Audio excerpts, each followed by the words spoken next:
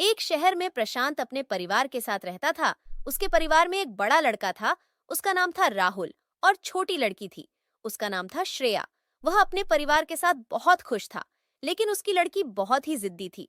उसको हमेशा बाहर का खाने के लिए पैसा चाहिए होता था। वह अभी तो छोटी थी, लेकिन उसको बाहर का खाना बहुत पसंद था। प्रशांत एक छोटी सी कंपनी में नौकरी करता था।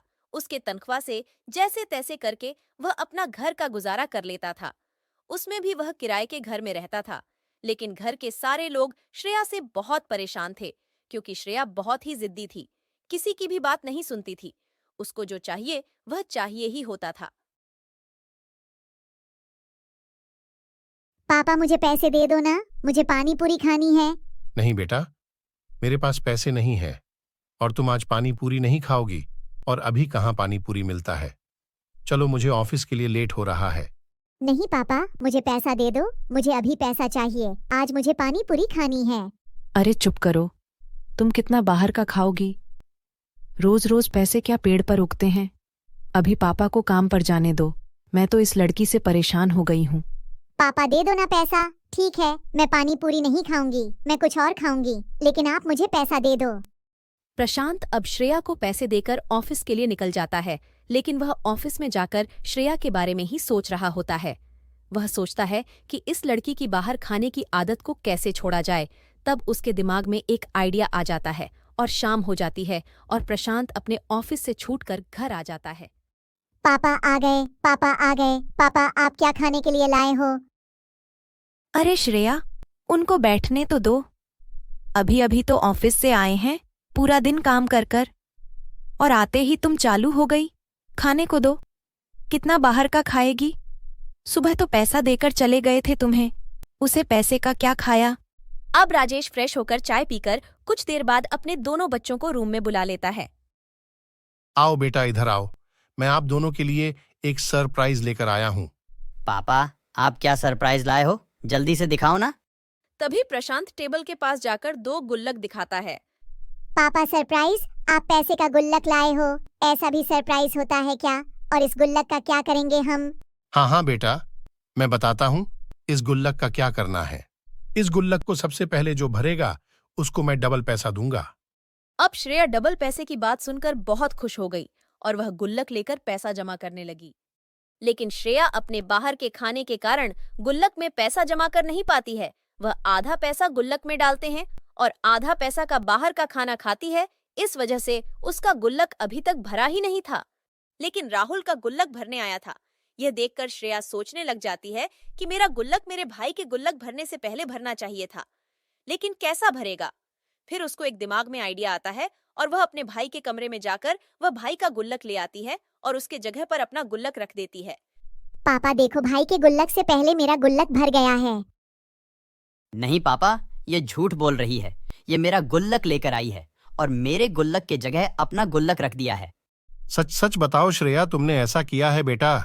हाँ पापा, सॉरी, मुझे माफ कर दो। गीता, अब हम क्या करेंगे? श्रेया तो दिन ब दिन बिगड़ती ही जा रही है।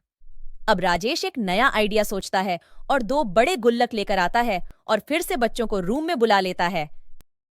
देखो बच्चों, मेरी एक बात कान खोलकर सुन लो। मैं यह 2 गुल्लक आप दोनों के लिए लेकर आया हूं।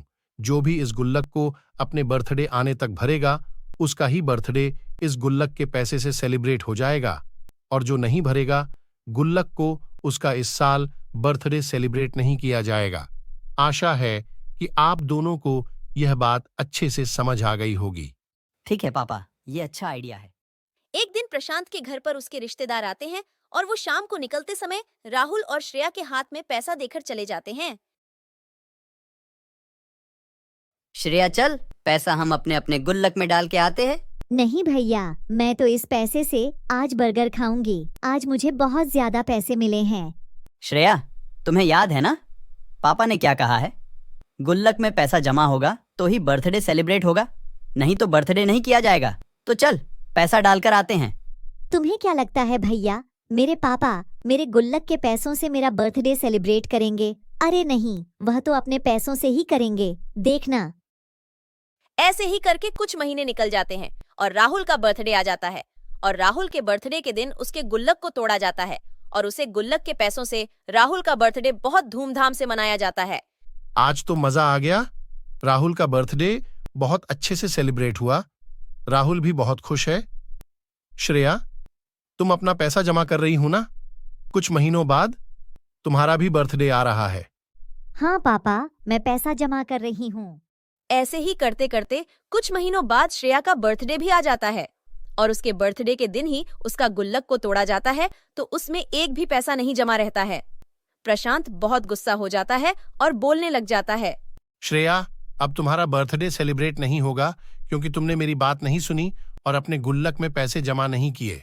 नहीं पापा, ऐसा मत करो। आज मेरा बर्थडे है और पापा, आप अपने पैसों से मेरा बर्थडे सेलिब्रेट करो ना। मेरे दोस्तों को मुझे बुलाना है।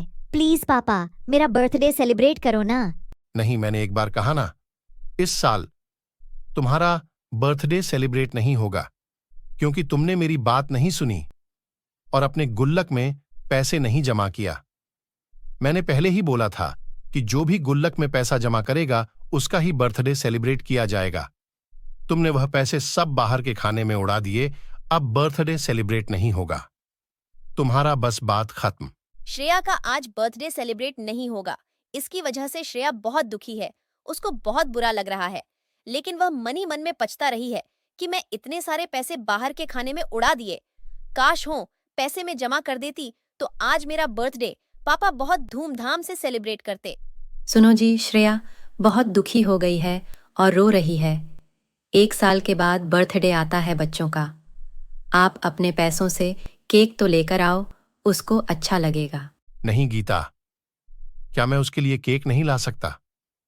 लेकर आ सकता हूं, उसका बर्थडे भी मना सकता हूं, लेकिन मैं ऐसा करूंगा तो वह कभी नहीं सुधरेगी और हो अपना बाहर खाने का आदत कभी नहीं छोड़ेगी। उसको सबक सिखाना है तो यह हमें ऐसा करना पड़ेगा। इस साल उसका बर्थडे नहीं मनाया जाएगा। अब श्रेया को बहुत अच्छे से समझ आ गया है कि पैसे उड़ाने से अच्छे हैं कि जमा किया जाए, तो वह अगले दिन से ही गुल्लक में पैसा जमाना चालू कर देती है और सोचती है कि मेरा अगला बर्थडे मैं इस गुल्लक के पैसों से ही मनाऊंगी। और ऐसे ही होता है। अगले साल उसका बर्थडे जब आता है तब उसका गुल्लक तोड़कर ही मनाया जाता है। बहुत धूमधाम से उसका बर्थडे सेलिब्रेट किया जाता है और पापा भी बहुत खुश हो जाते हैं। तो दोस्तों, ये कहानी आपको कैसी लगी कमेंट करके जरूर बताना और चैनल को सब्सक्राइब जरूर करना।